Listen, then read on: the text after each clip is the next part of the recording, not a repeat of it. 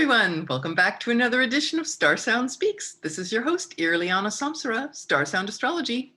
Okay, episode 113. We are talking about the new moon. Today is the new moon in Cancer. It is the sun and moon are together at 18 degrees of Cancer. So we're going to talk about lots of things. As a matter of fact, this is Cancer is all about being vulnerable and emotionally vulnerable and available. So that's kind of like the theme of this lunation. And I have to say, my my Mercury conjunct Pluto, I have all these notes and analysis, and I really poured. Typically for this new moons, especially this one, it's going to be an intense new moon lunation. So I took all these notes. It's like all over the place. It's just everything, what it means for us in our life, what it also means in the collective. I've been really meditating and thinking on this the last few days before making this this video and podcast. So let's just dive in. Okay, so the new moon is tonight, July 9th in the United States, July 10th in the Eastern Hemisphere. And that is at 18 Cancer. So this is a cardinal water sign. So we think about cardinal signs, it's leadership and it's changing, it's pivoting, it's a turning of the wheel, it's a pivoting.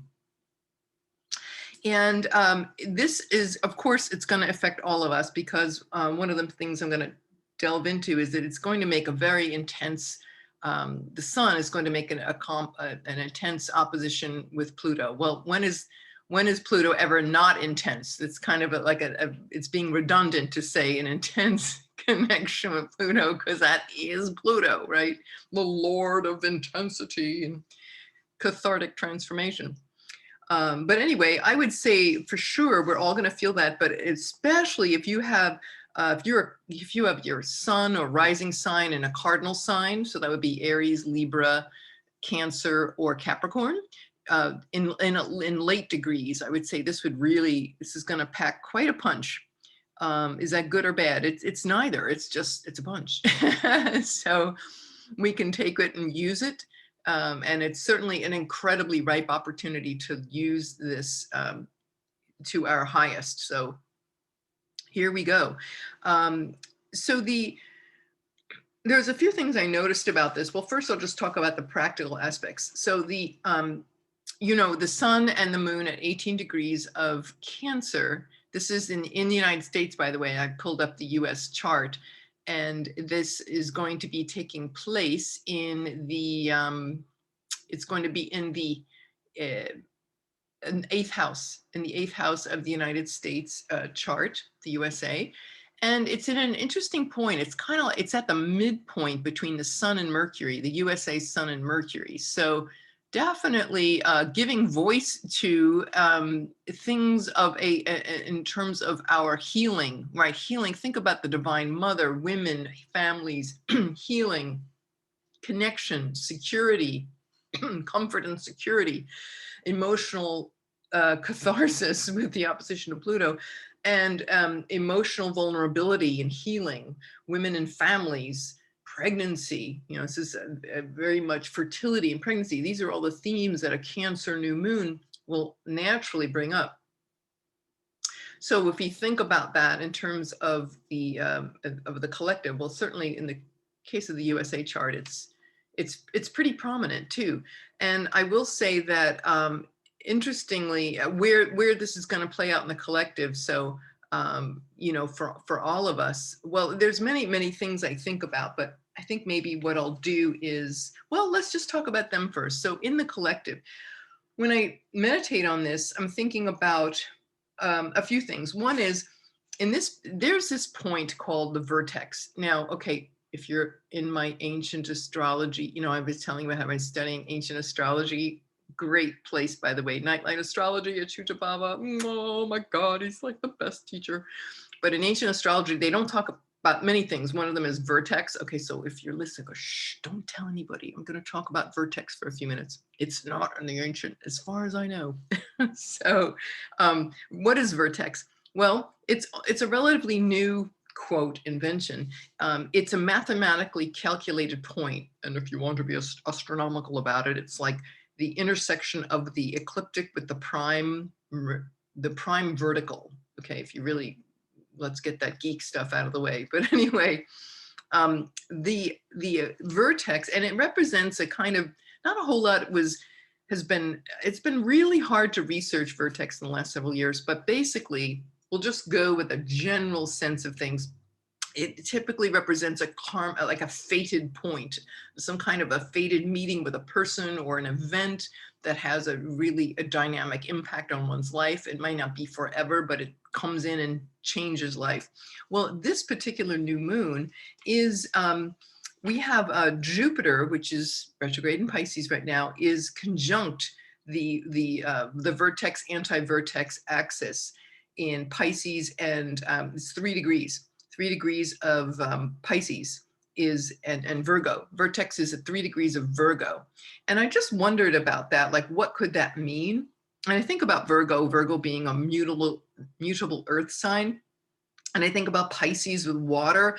And of course, we look at all the water, water or lack thereof out in the West, huge amount of lack of water, right? With those triple digit temps in the Pacific Northwest, and the Hoover Dam being so low. We've been seeing that in the news for several weeks.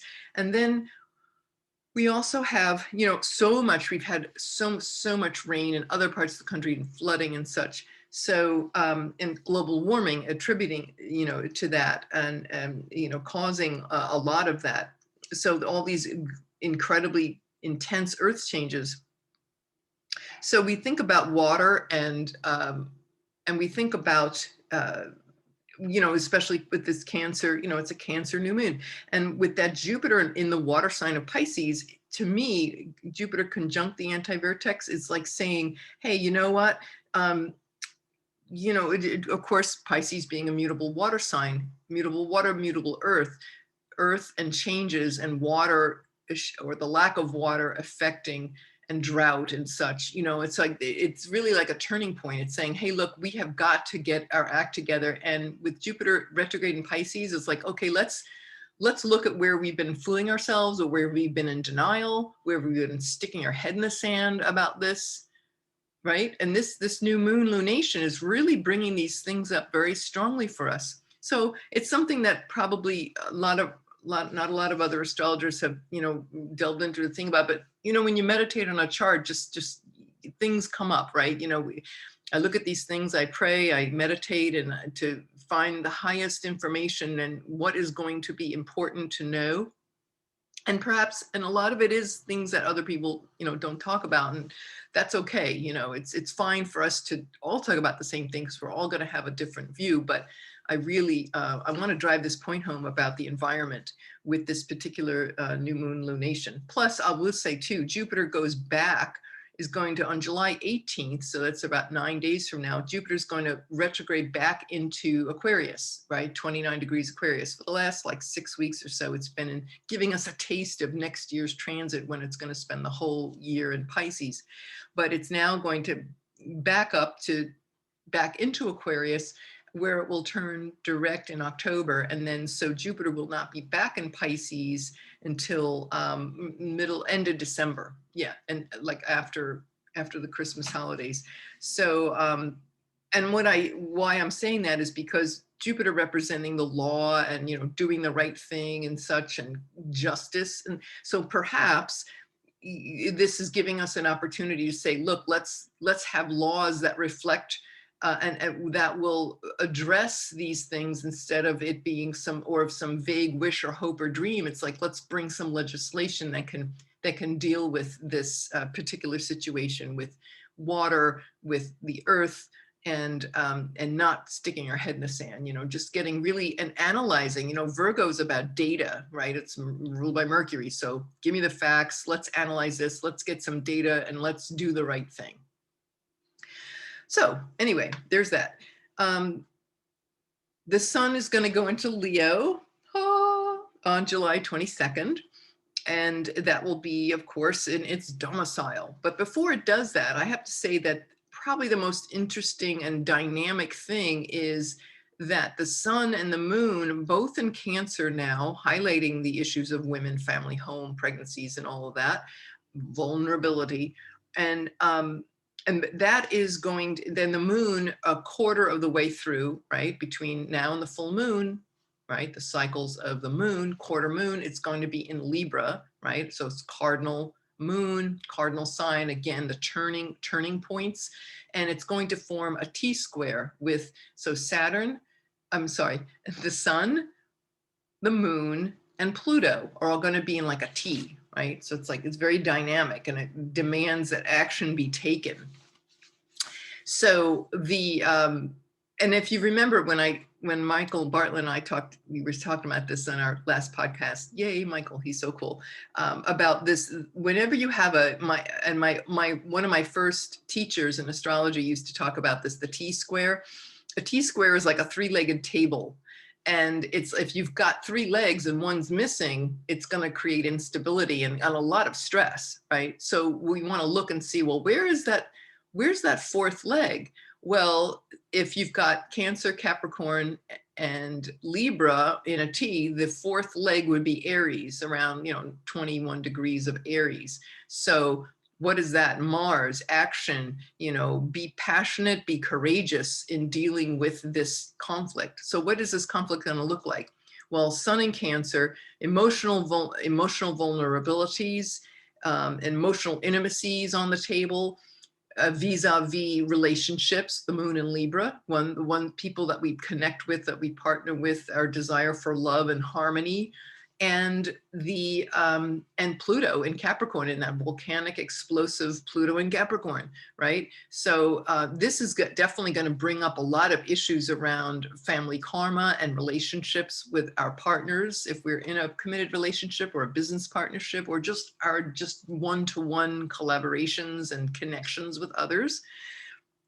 So even wherever it is in your house, and we're going to go through that a little later, where exactly what area of your life will this dynamic showdown take place? It's going to be quite dynamic, and it will bring up a lot of things with that opposition with Pluto. And it's going to be probably, I would say from the 9th to starting today, through most of the month, through the 23rd, there's this tension. It's going to be really building at that T square. The T square with the moon in Libra is going to be around July 16th, 17th. So that the missing leg, right? Here's your RX, right? Get in action and get passionate and courageous and brave, right? Don't get argumentative. Pluto has plenty of power to light up, half the country with this explosive energy, right? We want to channel this in a very positive way. And we don't want to be argumentative or fighting, which of course an Aries energy could be. We want to be passionate and courageous. So dealing with these deeply embedded issues that maybe subconscious fears that we don't realize are driving us, that could affect our relationships, our families, and our children, our mothers. Think about Cancer, of course, ruling the mother.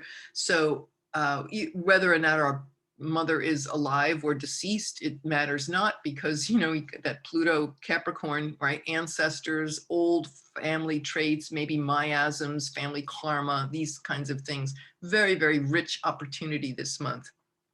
Like I said, the dates to mark on your calendar would definitely be around the 16th, 17th of the month. And then when the full moon happens, that is when the sun is going to be opposing Pluto. So it'll be a very, very intense, volatile full moon. I'll be honest with you. This is not a walk in the park, right? And we could get mowed over by it, or we could say, hey, wait a minute, who's in charge here? So full moon, 23rd, 24th, sun is going to be the sun and the moon, right, opposing, but that moon's going to be close to Pluto. The moon is technically going to be in Leo. Aquarius, sun in Leo, Aquarius, but it'll by the time the full moon happens, the moon's just coming off of this connection with Pluto. So whoa, the volcano explodes right before the full moon. So we don't have to wait till the actual day of the full moon. We'll feel this energy building. And so one of the things that I think in the collective that we could be seeing with this, I think about home and family. Well, as you know, in the States, there's been a moratorium, a rent moratorium since COVID, since last year, where people, many millions and millions of Americans have not had to pay rent because of their situation with COVID and losing their job and such, and how that has been extended and extended. And I know that it was supposed to expire last month, and it was extended another month. And I looked it up just now before coming on to kind of give you a sense of things. And this is where we can focus our prayer. If we do not have the situation where we might be at, risk of being evicted, just send up prayers and pray for the people who are in this way, because it is millions of people, millions and millions of people. So just being really compassionate and connected emotionally to this very tumultuous chapter in our history right now. But apparently, according to the CDC, the director of the CDC extended the eviction moratorium for another 30 days, and it's now extended through July 31st. So it's due to expire. And they say that it's, quote, intended to be the final extension of the moratorium. So that can obviously bring up a lot. If they do really go through with that, you could imagine what kind of that could be enormously volatile, to turning out millions of people on the street.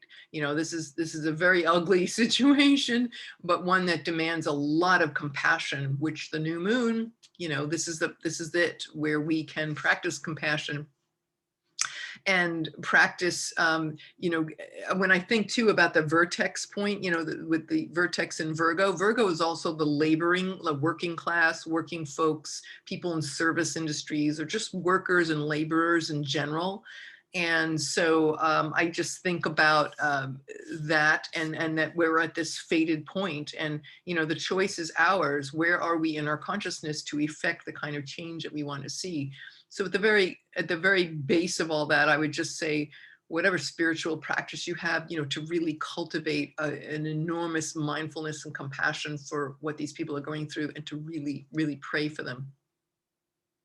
And it might be you, and so we're all going to pray. I'm going to pray for you.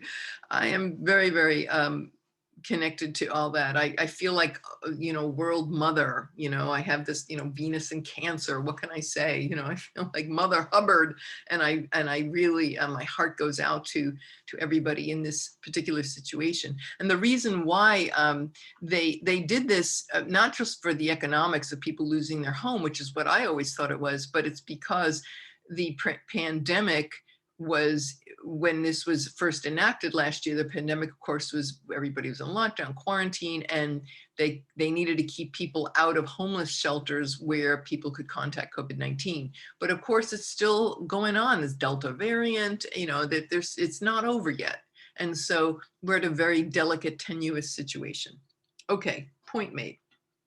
So, that is going to be building, obviously, if the last day is July 3rd, and who knows, maybe they'll extend it another month. We can only hope so, or make some kind of long-term resolution, because we're in a cardinal sign lunation. So maybe there's a pivoting turning point here.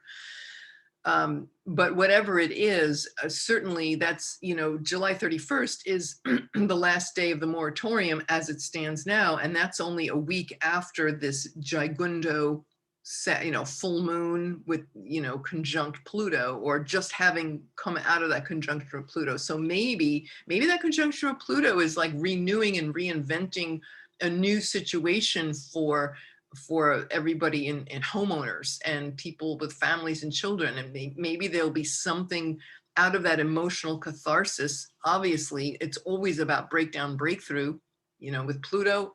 Always, right? Yes, you have a breakdown, but the reason there's a breakdown is because light is waiting to enter.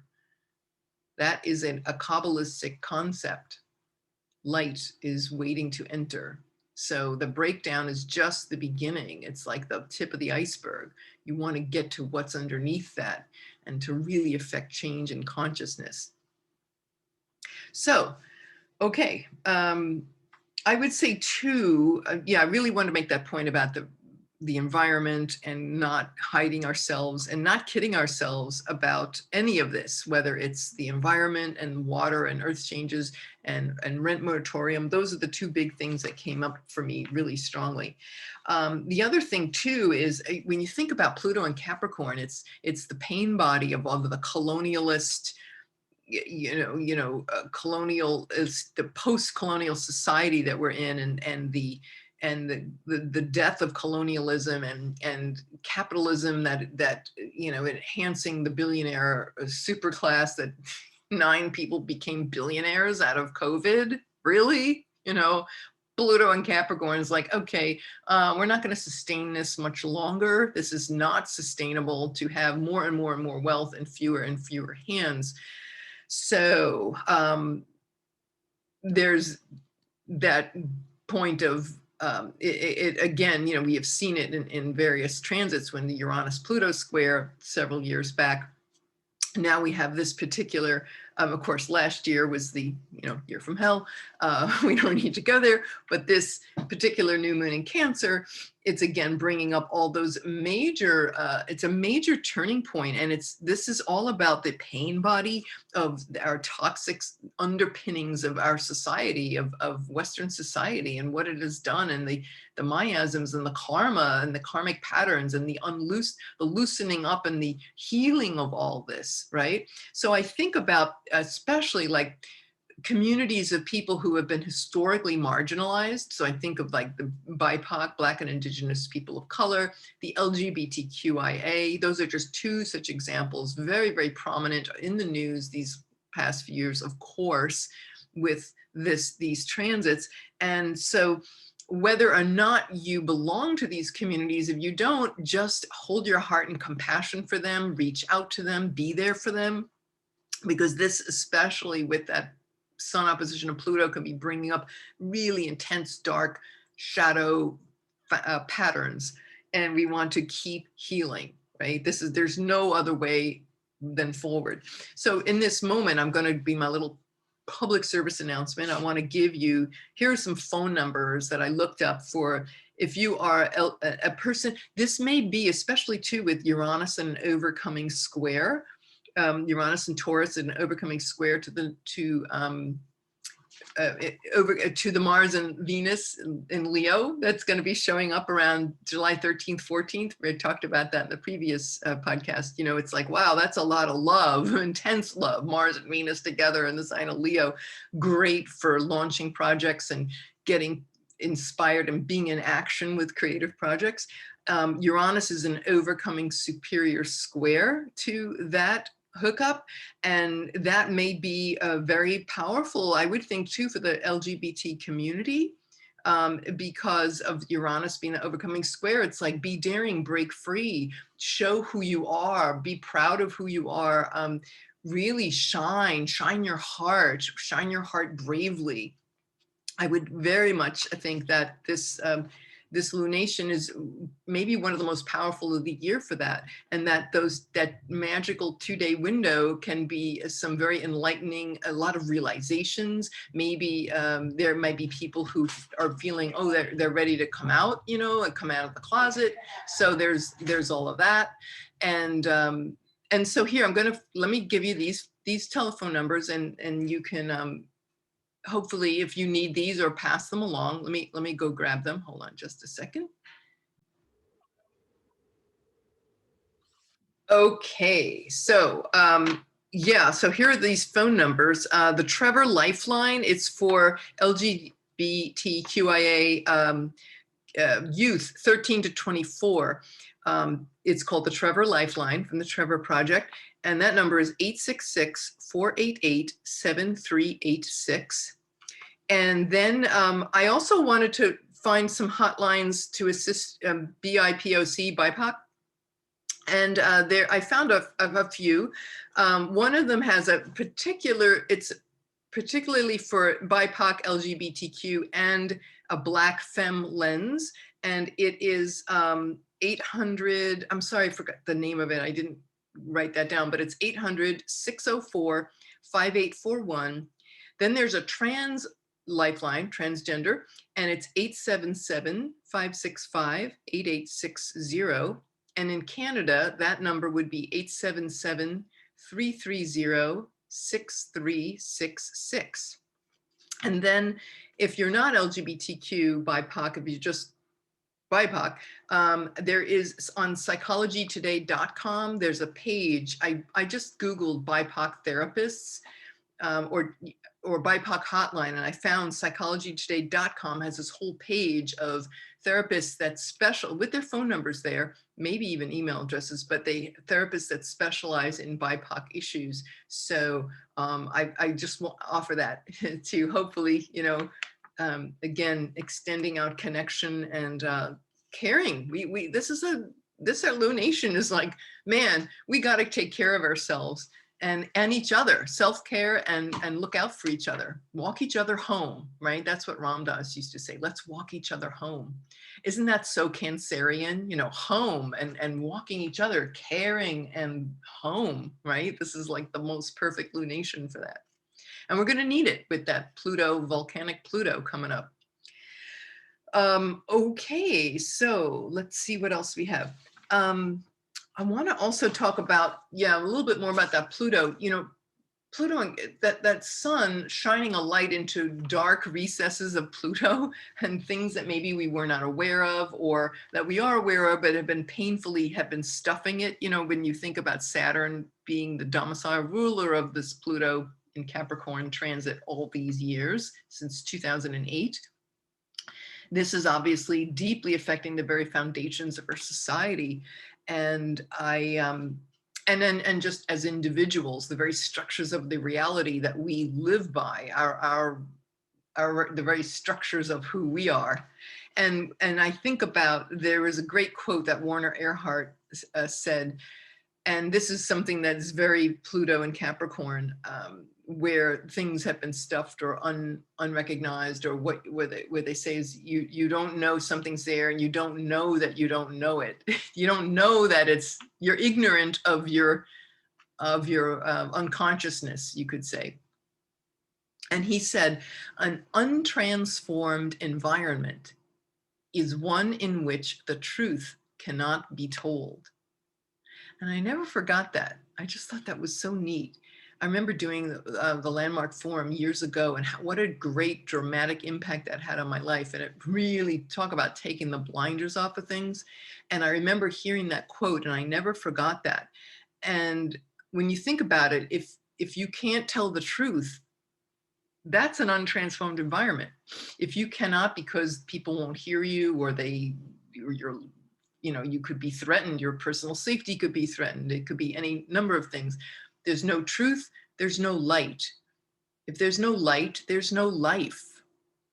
So this Pluto opposition in this lunation is going to bring up a lot of, obviously, it's going to reveal where there has not been light, and where you thought everything was fine. I guess the visual for this, little humor here, remember in the old days, there was that, I'm showing my age, that Coppertone ad, the little girl, and she was on the beach and her pants are, her butt's showing because her pants are being pulled down. The little dog has got the, right? You got the the grabbing her swimsuit bottom, and it's pulling it, and she's bare, and she's turning around like, oh my goodness, surprise. Well, like Pluto in Capricorn is like the dog that's like pulling down something, and you're like, uh-oh, I'm exposed. And especially in the lunation in Cancer, right? I feel vulnerable. So here's Pluto pulling your down the pants off of you and exposing yourself into some things that you weren't planning to expose or didn't realize. So anyway, I'm just little humor here, because let's face it, it's going to be an intense month, and we all need each other, and we have to stay light. Thank goodness for Mars and Venus and Leo, right? And giving us some fuel and light and life and joyfulness and creativity. Oh, all right, so let's see, is there anything else here? So again, I would say July 16th, 17th is at T-square. That's when we have to bring in that fourth leg of passion and action and courage and self, standing up for oneself. And then again, the opposition with the sun opposing Pluto, the 23rd, 24th. Those are like the biggest, most dramatic dates. Let's see. I also want to say, interestingly enough, oh, by the way, I know I talked earlier about the rent moratorium. And then in terms of the water situation, it was interesting because the New York Times, there was a, let me see if I can find it. It was yesterday's New York Times. It was called, I get these little alerts from the New York Times in my email box, and it said, Chicago has a strange problem. And this is so, so much tied to this Cancer lunation. Water levels that may be both too high and too low because of, and they show this outrageous photograph of this, of the Chicago River coming up and smashing this building. It looks like something out of a big hurricane storm and smashing this downtown glass skyscraper with water. Like you can't forget walking by there, right? It was during, actually it was during a storm, okay? And it's just so, the water levels are so high, and it's odd because it's very complex. The forces of climate change are both creating too much water and not enough because of the, it's a warming planet, and you're getting a lot of moisture, which creates more rain, and of course, which creates flooding. So it's nationwide, not just Chicago. There's an increase in heavy rainfall because warmer air can hold more moisture than colder air. And so that's why we're getting so much rain. And so anyway, the extra rainfall has raised the level of Lake Michigan and the Chicago River. So there's more flooding, there's more homes that are damaged. It's beginning to erode the lakefront beaches. They're showing, and all that stuff. But again, it brought it up with this particular lunation. But it's like this tug of war between evaporation and precipitation. Usually they get canceled out, but now because of climate change, we're seeing extremes of both flooding and drought. And so anyway, sometimes Lake Michigan, the rates of evaporation are so high because of the hot weather that the Lake Michigan gets so low that it no longer flows into the Chicago River. And the river would flow into the lake, which is a huge problem because the river carries away the city's wastewater. So not to get into all these details, but again, it's just showing us just very timely that this information is now coming out and being, especially with the USA chart, that, it's coming between the sun, Mercury midpoint in Cancer, news about water, rain, water, the flooding, all of this is very prominent. Let's see. I would say too, just as an interesting aside, I wonder about with this very dramatic change, with that sun and Pluto opposition. The sun represents leaders, like in mundane astrology, leaders of countries, and in general, like presidents, prime ministers, leaders, monarchs. And I think about Queen Elizabeth, because this lunation is conjunct her north node in the 7th house. And that's a setting place in terms of, in ancient astrology, the 7th house is the setting. So even though the 8th house is traditionally connected with death, yes, and 7th house, if you think about the path of light, and the sun sets and it goes down below the horizon being the first 7th places for the most part. And so there is this idea. So I'm wondering if there's going to be some major change in the monarchy, and who, it could, but major, right? With the opposition of Pluto, there's a passing away of the old guard. Maybe she'll say, hey, I'm too old to go on, and I'm going to give to Charles or William, whatever's going to happen. But, and who knows, it could be that it's her time, many different scenarios here. Whether she stays on the planet or not, I just think there's going to be another big shift. And this is a very big one. It just hits her, it affects her chart in many different ways. And actually the full moon on July 23rd is going to be exactly squaring her sun. So that's another indicator of, okay, definitely movement, action, change. Cardinal, like I said, cardinal as lunation of a cardinal sign, changes in leadership, a new beginning. And Cancer, a woman, right? A woman leader. There you go. Probably the most prominent one. And Angela Merkel is also a prominent woman leader. But, you know, here's the queen is what, 90 something, 95 years old. So again, another a very big year for the royal family. And why should we care if we're not British or following the gossip magazines? Because what does she represent? It's that the old society, the old ways, tradition, monarchy, and for the whole planet, not just, of course, the UK. And so it's that old regime, just in general, the old structures of society, of how it's been set up and how we are evolving into a whole new way of living and looking toward the future, not looking like the past. So anyway, just wanted to mention that. Let's see. Is there anything else? Okay, now we'll just go through the houses. We're going to take a stroll through all 12 zodiac signs. Let me grab my notes here. And yeah, okay, here we go. So if you have a, we'll start with Cancer in the, as on the ascendant. So if you have Cancer, Cancer rising, this new moon is going to be in your first house of personality, your physical body, your appearance, your your physical, your mind, your body. Those are all things ruled by the moon. So with that opposition to Pluto in the 7th house, Pluto would be opposing it in the 7th house. So this could bring up maybe changes or new beginnings regarding your home and family as connected with yourself and your personal appearance and your, if you're in a marriage or a partnership with others, and now those are the areas of your life that you will see where this action takes place. If you are Leo rising, this is going to be in your 12th house. And so the 12th house is, when I was saying earlier that, you know, what you know that what you don't know that you don't know. You know, it's that blind spot, that kind of what we can't see, what we feel we have no agency with. And so I would say perhaps that you to not be delusional, to, you know, there's a place of honesty and raw vulnerability that's available to us. And again, the opposition with Pluto being in the 6th house, there might be related to our place of daily work or routine, or with being maybe some health challenges that could be overcome. But I think maybe just, I would say, not lying about being emotionally available and being intimate on an emotional level. And maybe there's some fears around that might come up. And it's something that can be embraced, of course, and to be transformed.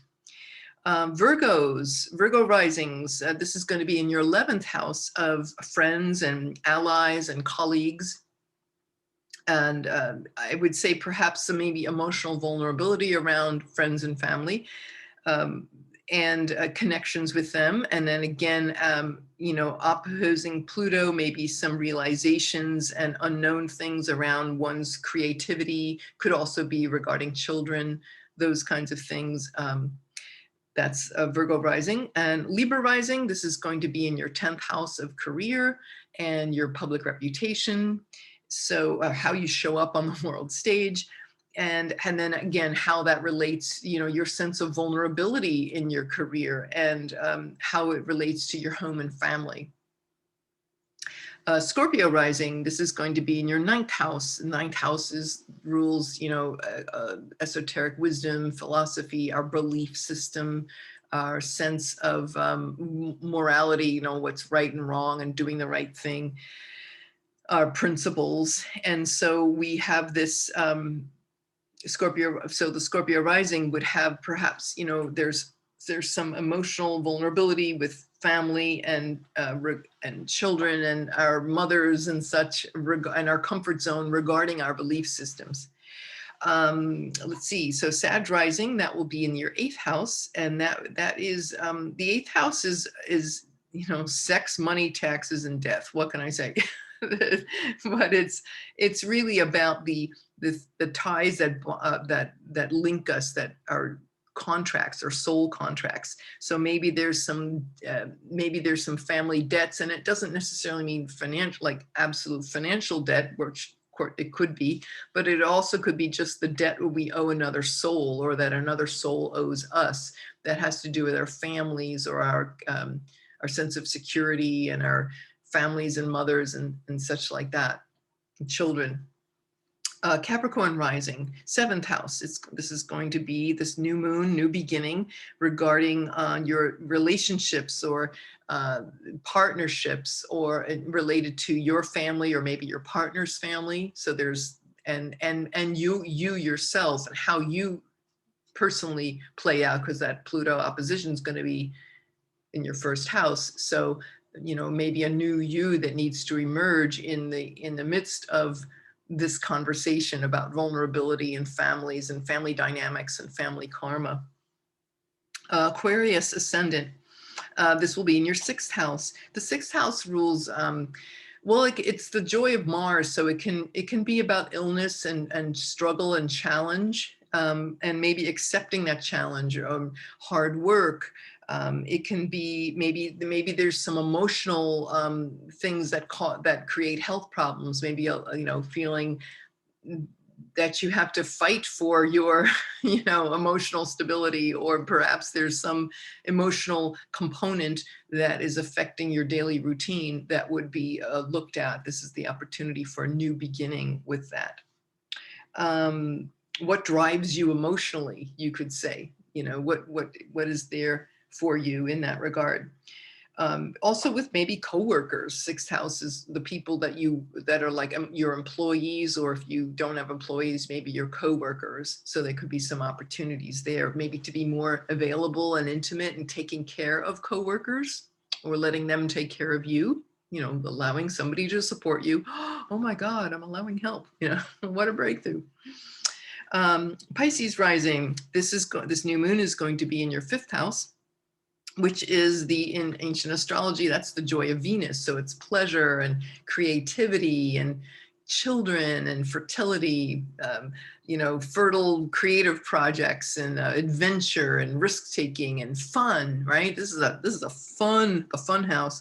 And maybe with that there, it could be like with Pisces rising, you know, this could be also about pregnancy. You know, it could literally be, you know, a child, right? You could conceive very, very big potential for some kind of, and if it's not an actual child, it's like your own little baby project, a creative project. It's like my little baby. Risk-taking and gambling too, I would think. Being a romance, of course, you know, dating and romance hookups. Also with Cancer, I think of Cancer in the home and cooking and things. So maybe you want to be experimental with, maybe you want to start a YouTube cooking channel, or take some cooking classes for fun, or, you know, something like that. These are just possible places where you could have fun and express yourself.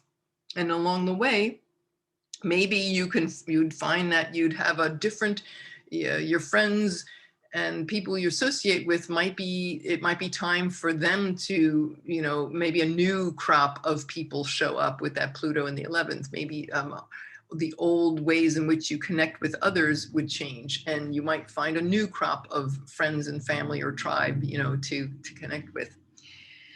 Aries rising, 4th house. So this is going to have to do with, obviously, this is the, you know, home and family dynamics, and your private life, you know, your family genealogy, the roots, the foundation of your family history, all of that is up for. And I think about too, with, you know, rent, like home, and, you know, feeling vulnerable about your home life and all the opportunities that can present. When we're vulnerable, that's not easy to put that out. I mean, I remember when I used to live in New York, and it was just, you know, to me, it was like, you don't get to be vulnerable in New York City because you get run over by a Mack truck, you know, like nobody's vulnerable. I think that changed after 9/11. I really do. I was there long before 9/11 happened, but anyway, it's an act of bravery. Vulnerability is really our greatest strength.